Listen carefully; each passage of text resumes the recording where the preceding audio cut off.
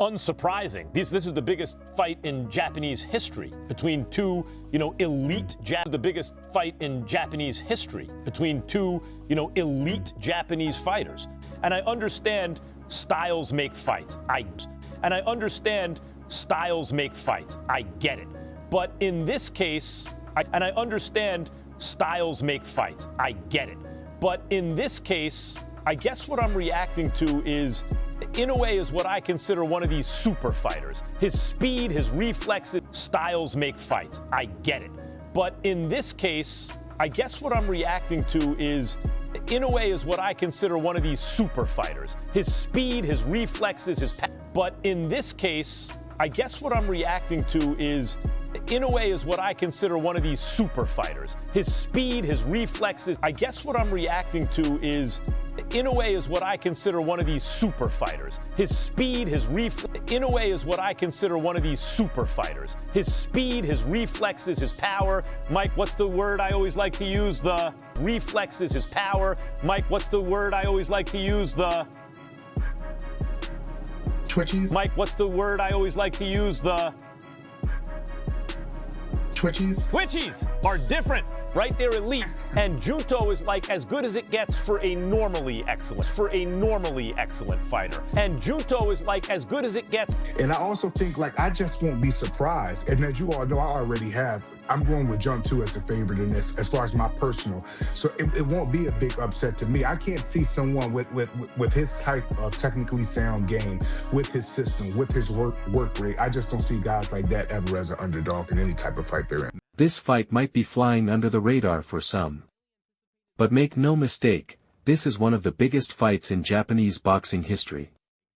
Two elite fighters. Two completely different styles.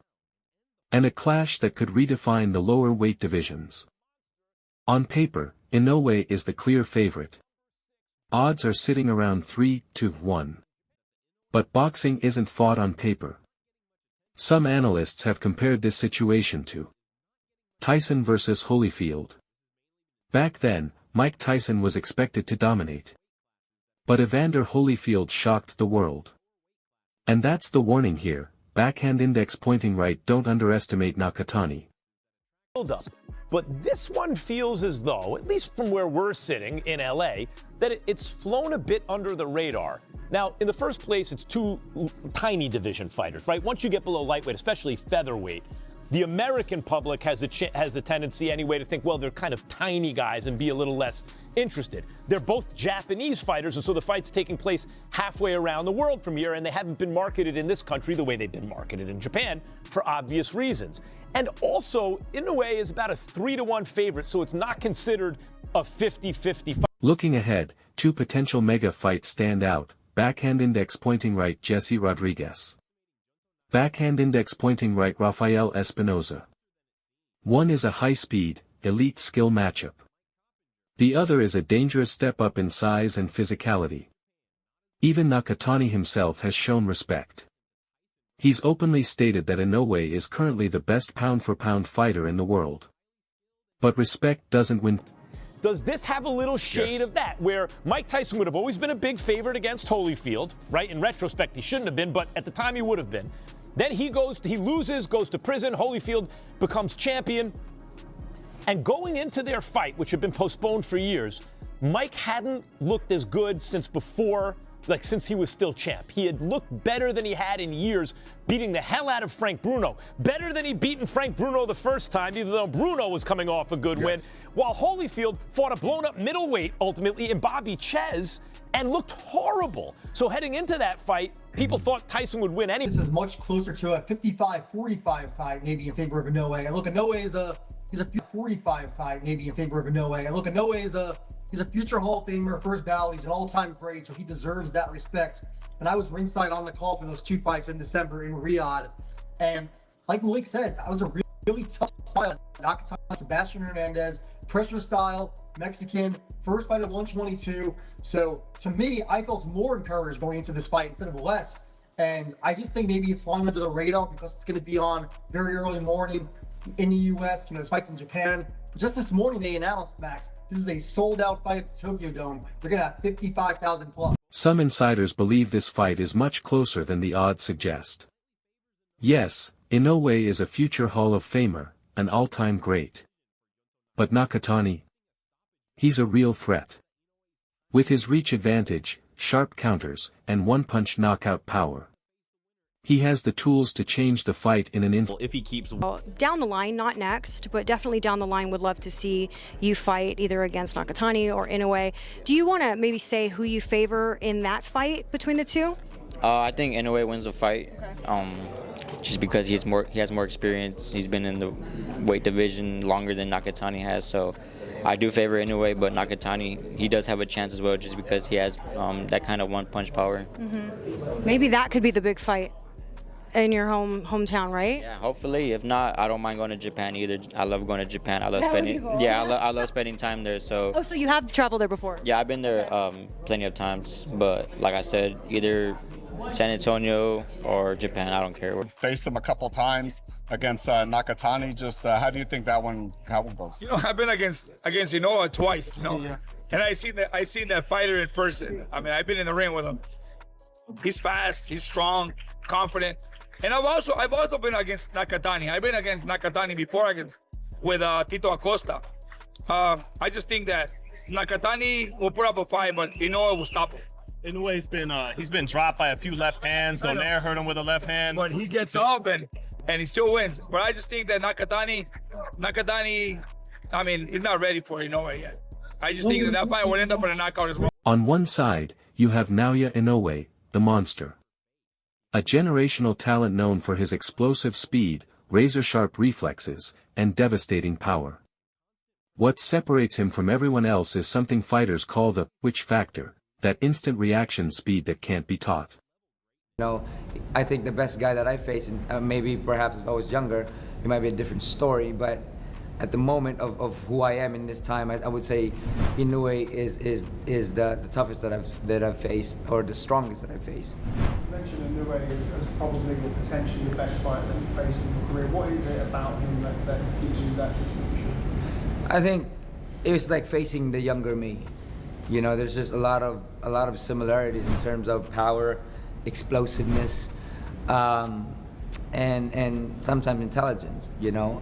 But I think a lot of it is given the similarities is what makes it more different. On the other side stands Junto Nakatani, a master technician. Tall for the division, highly skilled, and incredibly precise with his timing. He's the kind of fighter who doesn't waste movement, everything he does has a purpose. This isn't just power versus skill. This is a super fighter versus a perfect technician. It's going to be neck and neck. I'm going off of Inoue because of the experience that he has, and who he's done it with. You know, that Fulton destruction was a beautiful thing, and that was all boxing IQ. That was an IQ. That wasn't about speed. That wasn't about power. That was IQ, and he set everything up beautifully with the jab. So, yeah, I'm going to go Naoya Inoue on IQ as well. All right, it's time for our predictions. Inoue versus Nakatani. I always go first. I'm putting you on the clock here. For Usyk's #1 pound-for-pound spot? Mike?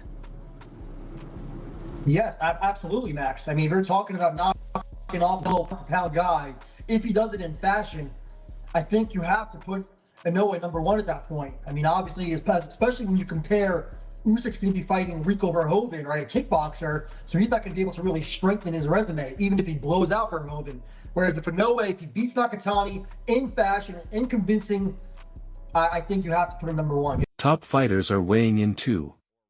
Jesse Rodriguez slightly favors Inoue, citing his experience and time in the division.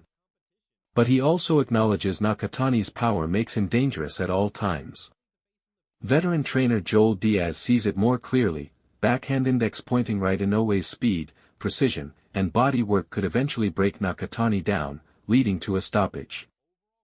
Of Rocky III, you know, if you start fighting the wrestler or the kickboxer, it makes it hard, especially if people are bringing up, what about Caballel? What about obviously Moses Atama? And you're opting instead, or the names you're mentioning is, how about this kickboxer? How about Deontay Wilder, who's past his prime? And you're 38 years old? I think what Mike is saying has validity. Where are you with that? I'm with Mike on that totally, especially it doesn't help right now because Usyk is fighting, a kickboxer. He's basically taking a chance with something that, many of us wouldn't even consider a risk with the kickboxer. And then when you turn the page and you look at what Inoue is facing and maybe possibly facing in the future, considering Espinoza, considering Van Rodriguez, I would say you have to put him right under Usyk, if not over top of. From a technical standpoint, this matchup is fascinating. Nakatani thrives at range. He controls distance and looks to land shots between his opponent's punches. And that could be key. Because sometimes, when Inoue throws big shots, he leaves small openings, dropping his opposite hand or getting slightly out of position. Backhand index pointing right, that's exactly what Nakatani will be looking to exploit. Okay. I mean, that's a great I one. agree with you on paper. However, again, Inoue has already jumped a bunch of divisions. Right. Now, let's not overstate it. In that weight territory, a division is 4 pounds. So it's not like he moved up the way Pacquiao moved all the way up to junior middleweight. But he has moved up a bunch. He's nice though, Max. He's nice with his hands, but also he was a devastating puncher until just now. Yes. And now you're asking him to go one more division up to fight a killer in that division. You like Inoue's chances more than Shushu's or Angelo Leo or anyone's? I like Inoue. He has a ceiling though. He has a ceiling concerning going up in the weight classes. Inoue. Yes, but to be clear, I'm not saying I'd pick Inoue over Espinoza. You said the best shot. Yes, for me it's no question because the only elite fighter I think at featherweight is Espinoza.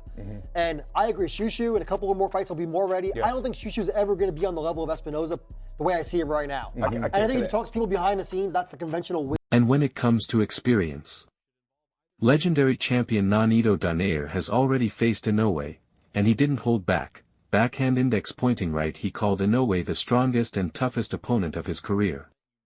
That says everything. Still, not everyone expects a knockout.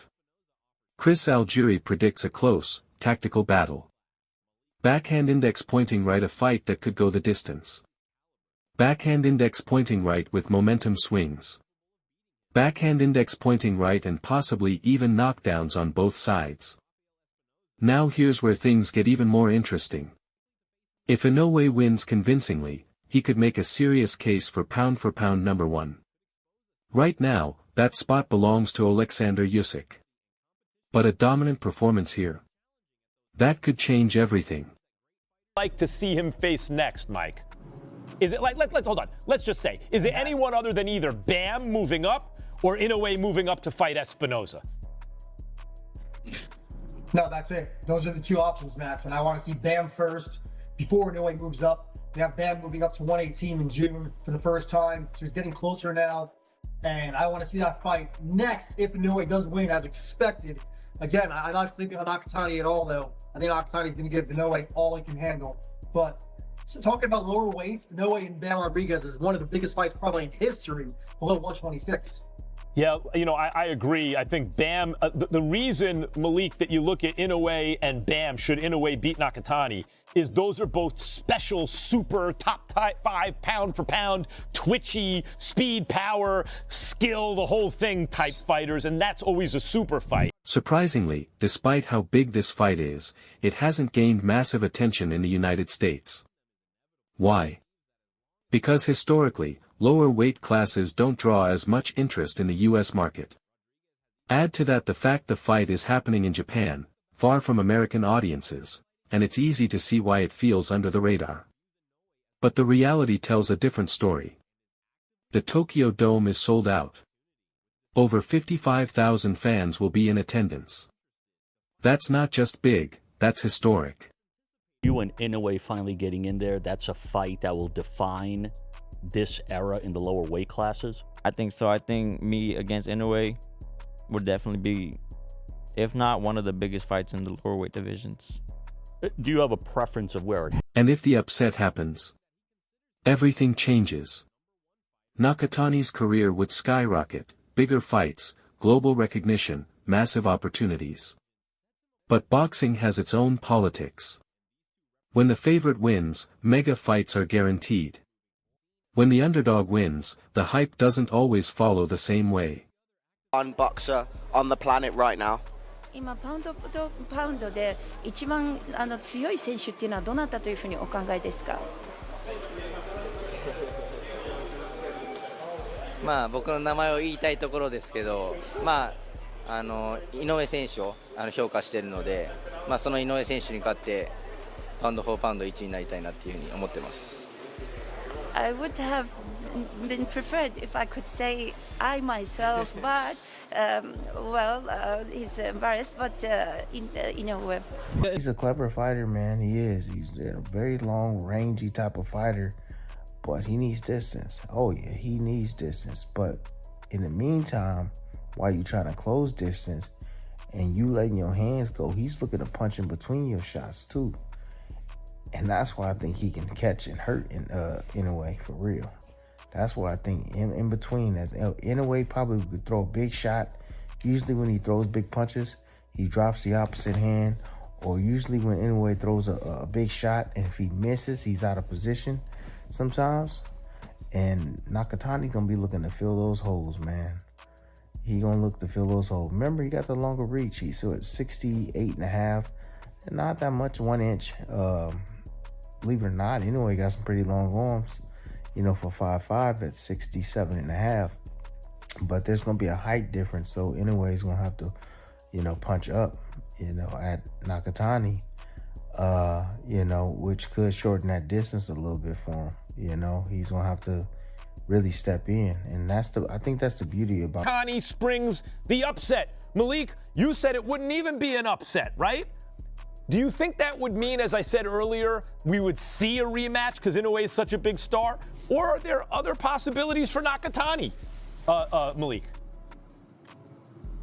Max, it's this thing in boxing that goes on, right? That sometimes when the right guy wins, big things happen in boxing, bigger things happen in boxing. But in this case, not saying Nakatani would be the wrong guy, but the numbers say that he shouldn't win. And if he win, he doesn't, in my opinion, people won't. It's this thing in boxing that goes on, right? That sometimes when the right guy wins, big things happen in boxing, bigger things happen in boxing. But in this case, not saying Nakatani would be the wrong guy, but the numbers say that he shouldn't win. And if he win, he doesn't, in my opinion, people won't call for and demand the crossover fights like him fighting Ben Rodriguez, like him fighting Espinoza. And that's just like that I would like that.